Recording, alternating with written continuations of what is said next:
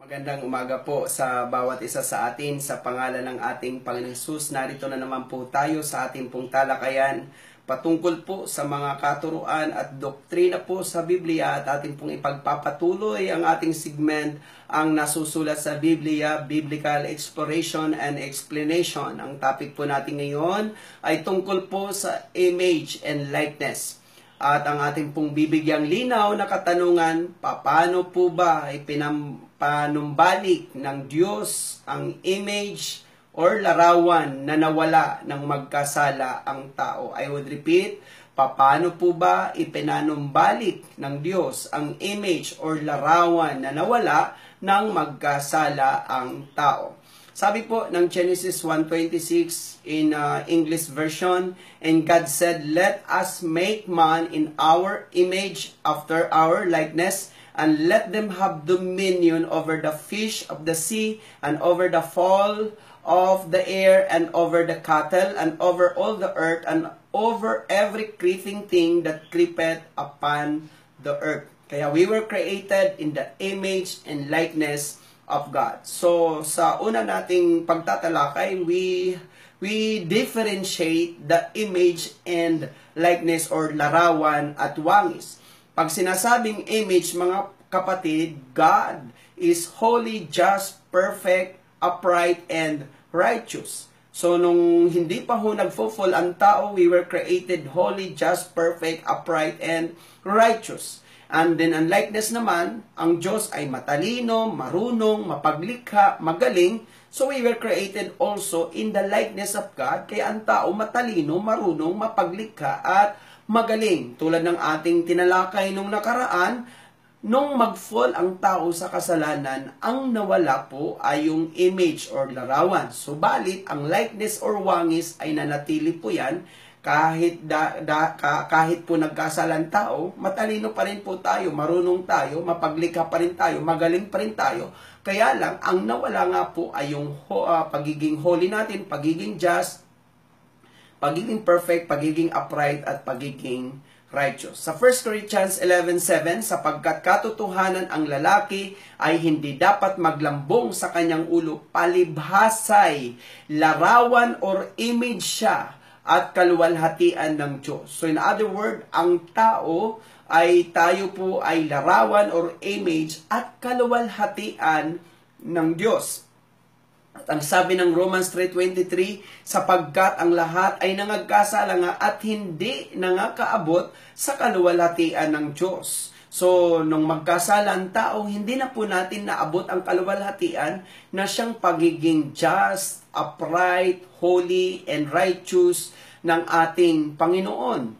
So, hindi na po natin yun naabot dahil nag-fall short tayo nga sa tinatawag natin na glory ng ating God. So, let us read in English by context dito po sa Romans 3:21 hanggang 26. But now, the righteousness of God without the law is manifested, being witnessed by the law and the prophets, even the righteousness of God which is by faith of Jesus Christ unto all and upon all them that believe. For there is no difference, for all have sinned and come short of the glory of God, being justified freely by His grace through the redemption. I would repeat, being justified freely by His grace through the redemption that is in Christ Jesus. Mamaya, we will define the word redemption, whom God hath set forth to be a propitiation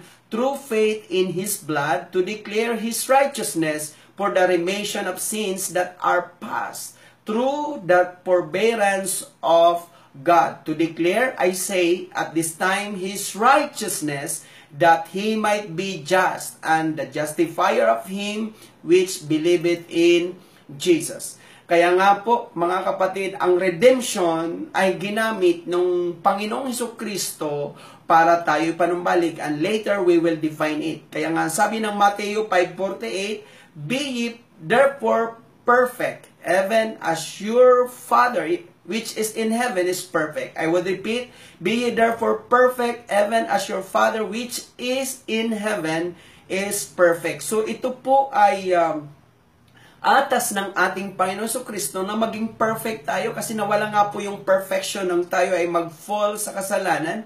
And this is the admonition of God for us to be perfect, tulad ng ating Ama na nasa langit ay perfect. So, the meaning of redemption, ang salitang redemption ay nagmula sa salitang ugat na redeem, na ang ibig sabihin ay muling ibalik sa dati. Ang pinakasimpleng kahulugan ng redemption ay pagpapanumbalik, pagpapanauli sa dating kalagayan o katatayuan ng tao. Kaya ulitin ko, mga kapatid, nag-fall ang tao sa kasalanan, so nawala po yung image. Ano yung image? Yung pagiging just, holy, righteous, upright. At yun po ay nawala nung tayo ay mag-fall into sin. Bagamat ang likeness, yung tinatawag nating wangis ay nanatili, pero nawala po yung image. At ngayon, dahil nawala nga po yung perfection, yung righteousness sa atin, nung mag-fall tayo sa pagkakasala, Jesus Christ died for us para tayo ay i-redeem. Anong redemption uli? Ipanumbalik sa dating kalalagayan o katatayuan ng tao. So, we were created originally righteous at nang mag-fall tayo, naging sinner tayo. Now, Jesus Christ died para i-redeem tayo, ibalik tayo into righteousness. Kaya ginastify tayo, pinawalan sala tayo, para madeklarang tayo ay righteous. At ang sabi ng 2 Corinthians 5:21, yaong hindi nakakakilala ng kasalanan, ay kanyang inaring may sala dahil sa atin upang tayo'y maging sa kanya'y katuwiran ng Diyos. So ngayon, we are the righteousness of God, mga kapatid. Kaya sa ating mga kapwa mananampalataya, sa ating mga kapatiran, wag po natin itanim sa ating isipan na tayo ay sinner. We're no longer sinner. We are the righteousness of God because Jesus Christ ay niredeem na po tayo. Ipinanumbalik na po tayo sa dati nating kalalagayan. At ang dati nating kalalagayan ay we are just, upright, righteous, and holy. At ang sabi pa nga po sa 2 Corinthians 4:4 na binulag ng Diyos, walang iba kundi si Satan ng sanlibutan, ito ang mga pag-iisip ng mga hindi nagsisisampalataya, upang sa kanila'y huwag sumilang ang kaliwanagan ng ebanghelyo ng kaluwalhatian ni Kristo na siyang larawan or imahe ng Diyos. So si Kristo daw po is the image of God. Si Kristo ang kaluwalhatian, mga kapatid, ng Diyos. Kaya ngayon, ang sabi naman po sa Romans 8:29, for whom He did foreknow, He also did predestinate to be conformed to the image of Son, that He might be the firstborn among many. Kung si Kristo ang kaluwalhatian ng Diyos Ama, at tayo po ay conformed sa imahe o tinatawag po natin, mga kapatid, na larawan ng anak. So therefore, ang kaluwalhatian na yan ay dapat din po makita sa atin. At ang sabi po sa Romans 8:29-30, sapagkat yaong mga una pa'y kanyang nakilala ay itinalaga naman niya na maging katulad ng larawan ng kanyang anak. Kaya we are conformed to be like the image of the Son. Ano yung image ng Son? The Son is holy, the Son is righteous, the Son is just, the Son is upright. So therefore, we are conformed on that image ng ating Panginoon Kristo na maging katulad ng larawan or image ng kanyang anak upang siya na maging panganay sa maraming magkakapatid. At yaong mga itinalaga niya ay kanya namang tinawag naman, at ang mga tinawag ay inaring ganap naman niya, at ang mga inaring ganap ay niluwalhati din naman niya. Kaya ang process of salvation, we have talked that already sa mga nakaraan nating mga pagtatalakay. Ang process of salvation, those He foreknow, He predestinate. And those who He predestinate, He called. And those He called, He justified. And those He justified, He glorified. Kaya kung mapapansin po natin, mga kapatid, that is we called redemption, na nang lalangin ang tao ay righteous at dahil nag-fall tayo, naging makasalanan because of Christ, what Christ did on the cross, He's now redeeming us. He's now bringing us back doon po sa tinatawag natin sa dati nating kalalagayan. Ano ang dati nating kalalagayan? We are holy, just, perfect, upright, and righteous. At binabalik tayo ngayon ng Panginoon. Kaya nga, tinasag, foreknow, then predestinate, called, justified, walang sala, then we will be glorified. Kaya mga kapatid, sa Galatians 3:26-28, sapagkat kayong lahat ay mga anak ng Diyos sa pamamagitan ng pananampalataya kay Kristo, sapagkat ang lahat ng sa inyo ay binautismuhan kay Kristo, ay ibinihi si Kristo. Wala nang magiging Hudyo o Griego man, walang magiging alipin o malaya man, walang magiging lalaki o babae man, sapagkat kayong lahat ay iisa kay Kristo Jesus. Paano daw tayo ni-redeem ng Lord? Sapagkat ang lahat ng sa inyo ay binautismuhan kay Kristo, ay ibinihi si Kristo. We will now, mga kapatid, ibibihis natin si Kristo, huhubarin ang dating pagkatao, through tinatawag nating baptism. Tandaan po natin mga kapatid, ang baptism it is just a symbol ng ating pong pagkalibing, kalakip ng ating Panginoong Kristo. At ito ay pinaliwanag sa Roma 6:3 hanggang 11. Basahin po natin. O hindi ba ninyo nalalaman na tayong lahat na mga nabautismohan kay Kristo Jesus ay nangabautismohan sa kanyang kamatayan? Tayo nga'y nangalibing, nakalakip niya sa pamamagitan ng bautismo sa kamatayan, na kung paanong si Kristo ay nabuhay na maguli sa mga patay sa pamamagitan ng kaluwalhatian ng Ama, ay gayon din naman tayo'y makalalakad sa panibagong buhay. Sapagkat kung tayo nga ay naging kalakip niya dahil sa kawangisan ng kanyang kamatayan, ay magkakagayon din naman tayo dahil sa kawangisan ng kanyang pagkabuhay na maguli, na nalalaman natin na ang ating datihang pagkatao ay kalakip niyang napako sa krus upang ang katawang salarin ay magiba, at nang sa gayoy huwag na tayong maalipin pa sa kasalanan, sapagkat ang namatay ay ligtas na sa kasalanan. Iliteral natin, sapagkat ang namatay saan? Sa kasalanan ay ligtas na sa kasalanan. Datapwat, kung tayo'y nangamatay na kalakip ni Kristo, ay naniniwala tayo na mga bubuhay naman tayong kalakip niya, na nalalaman nating si Kristo na nabuhay na maguli sa mga patay ay hindi na mamamatay.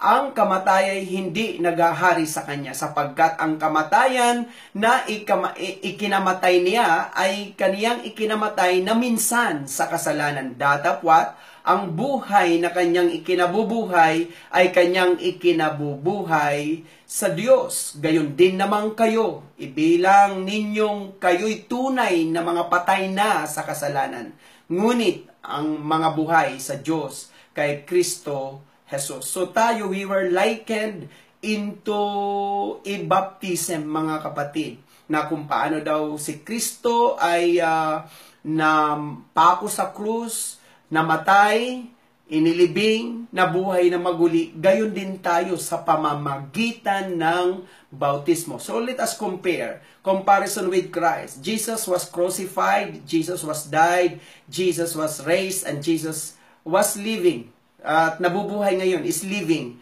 Then, tayo din po mga kapatid, kung si Kristo ay napako ang ating lumang pagkatao. Kung si Kristo ay namatay ang ating makasalanang buhay. Kung si Kristo ay nabuhay, tayo ay nabuhay into sa panibagong buhay. At kung si Kristo ay nabubuhay tayo ngayon sa maka-Diyos na buhay.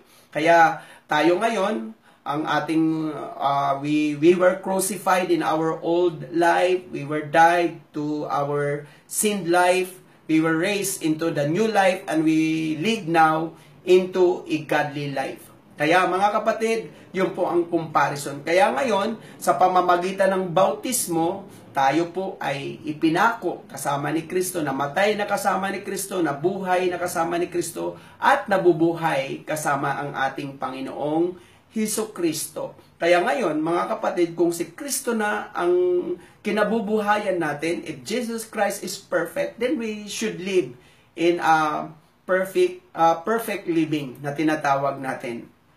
Galatians 2:20, ako'y napako sa krus na kasama ni Kristo at hindi na ako ang nabubuhay. Sabi ni Pablo sa mga taga-Galacia, kundi si Kristo ang nabubuhay sa akin at ang buhay na ikinabubuhay ko ngayon sa laman ay ikinabubuhay ko sa pananampalataya. Ang pananampalataya na ito'y sa anak ng Diyos na sa akin ay umibig at ibinigay ang kanyang sarili dahil sa akin. So ang description ni Pablo, nung siya ay mapakong kasama ni Kristo, hindi na po siya ang nabubuhay, kundi si Kristo na ang nabubuhay sa kaniya. Kaya sa atin din, mananampalataya, kung hindi na tayo ang nabubuhay sa ating sarili, si Kristo na rin po ang nabubuhay sa atin dahil kalakip nga po tayong napako ni Kristo sa krus ng Kalbaryo sa pamamagitan ng bautismo. Therefore, kung si Kristo ay banal, dapat po mamuhay tayong may kabanalan. Sabi ng 2 Corinthians 5:17, kaya't kung ang sino man ay nakay Kristo, siya ay bagong nilalang. Tulad niya ng sinasabi natin kanina, wala na po yung datihang pagkatao. Ang mga dating bagay ay nagsilipas na, narito sila ay pawang naging mga bago. Sa 2 Corinthians 3:18, datapwat tayong lahat na walang talukbong ang mukha na tumitingin gaya ng isang salamin sa kaluwalhatian ng Panginoon ay nababago tayo sa gayon ding larawan or image. Kaya yun po, ibinabalik tayo nga sa image mula sa kaluwalhatian hanggang sa kaluwalhatian na gaya ng mula sa Panginoon na Espiritu. Sa 1 John 3:1 hanggang 3, masdan ninyo kung gaano ang pag-ibig na ang ipinagkalob sa atin ng Ama upang tayo'y mga tawag na mga anak ng Diyos at tayo'y gayon nga. Dahil dito'y hindi tayo nakikilala ng sanlibutan sapagkat siya'y hindi nakikilala nito. Mga minamahal, ngayon ay mga anak tayo ng Diyos at hindi pa nahahayag kung magiging ano tayo. Nalalaman natin na kung siya'y mahayag, sino? Si Kristo, tayo'y magiging katulad niya sapagkat siya'y ating makikitang gaya ng kanyang sarili. So magiging katulad tayo ng ating Panginoon at sino mang mayroon ng pag-asang ito sa kaniya ay naglilinis sa kanyang sarili gaya naman niyang malinis. Kaya mga kapatid, we were conformed into the image of Christ. If Christ is righteous, then we should live in righteousness, mga kapatid. Kaya maliwanag, mga kapatid, na nung mag-fall ang tao, na wala nga po yung image, yung tinatawag nga po natin, mga kapatid, larawan, at saka yung likeness, at saka yung wangis, na natili yon. So yung image at saka yung larawan na yun ay nawala, mga kapatid. At ito ay niredeem tayo ng Lord, ipinanumbalik tayo doon sa righteousness sa pamamagitan ng pagkamatay ng ating Panginoong Kristo na justified tayo at i-glorified tayo someday. Kaya nga ang sabi doon, mga kapatid, tayo ay iwinangis sa pamamagitan ng bautismo na kung si Kristo ay napako sa krus, kasama tayong napako. Kung si Kristo ay namatay, kasama tayong namatay sa dati nating pagkatao. Kung si Kristo ay nabuhay, nabuhay tayo maguli kalakip ni Kristo sa panibagong buhay. At kung si Kristo ay nabubuhay, nabubuhay tayo ngayon sa isang maka-Diyos na buhay. At ngayon, mga kapatid, hindi na tayo ang nabubuhay kasi ang ating datihang pagkatao na ipako na pong kasama ni Kristo. So therefore, si Kristo na po ang nabubuhay sa atin. At maliwanag, mga kapatid, kung si Kristo na po ang nabubuhay sa atin at wala na po ang dati nating pagkatao, na ilibing ng ang dati nating pagkatao at namatay na tayo sa kasalanan. So therefore, kung si Kristo na nabubuhay sa atin, kung si Kristo ay banal, dapat tayo mamumuhay na may kabanalan. Kung si Kristo ay matuwid, mabubuhay tayo na may katuwiran. Kung si Kristo ay sabihin natin, mga kapatid, ay mabuti, dapat mabuhay tayong mabuti. Kung si Kristo ay nabuhay na may kalinisan, mabuhay din tayong may kalinisan. Ganun lang po ang kasimple, no? Kung sino si Kristo, ganun din po tayo dapat mamuhay. Muli, mga kapatid, ni-restore ng Lord ang imahe na yon or likeness na yon nung mag-fall ang tao sa pamamagitan ng ating Panginoong Kristo sa kawangisan po nga ng bautismo na we were crucified with Christ, we were died with Christ, we were buried with Christ, and we were resurrected with Christ. And we're now living into a new life na si Kristo na nga po ang nabubuhay sa atin. Muli, sana nagbigay po sa atin ng liwanag ang ating pong pagtatalakay sa katanungan. Kaya mga kapatid, idalangin natin na patuloy pong ipanumbalik o i-restore tayo o i-redeem tayo ng Panginoon into the image of His Son. na makapamuhay tayo ng tulad sa kanyang anak sapagkat hindi na nga po tayo nabubuhay. Tayo manalangin. Panginoon, maraming salamat. Thank you, Lord, for redeeming us from being sinner. At ngayon kami, Lord, ay iyon ang mga anak and we're now living in righteousness. Salamat, Panginoon, dahil pinanumbalik mo kami sa dati naming kalalagayan at katatayuan. At dalangin namin, Lord, dahil hindi na po kami ang nabubuhay ngayon sa aming sarili kasi patay na po ang aming dating pagkatao, inilibing na ang dating pagkatao, patay na kami sa kasalanan. Help us, Lord, na patuloy po kayo mag-manifest sa buhay namin, makita ang iyong kaluwalhatian sa aming mga buhay, ang iyong katuwiran, Panginoon. Thank you, Panginoon, na makalakad kami ayon sa iyong kalooban. Thank you, Jesus, at kung mabubuhay man kami ngayon, mabubuhay kami sa pagiging makadiyos. Salamat, at ito ang aming dalangin sa pangalan ni Jesus. Amen. Minsan pa, ito ang inyong lingkod, Pastor Lito, na lagi nagsasabi, mahal na mahal tayo ng ating Panginoon. God bless you po.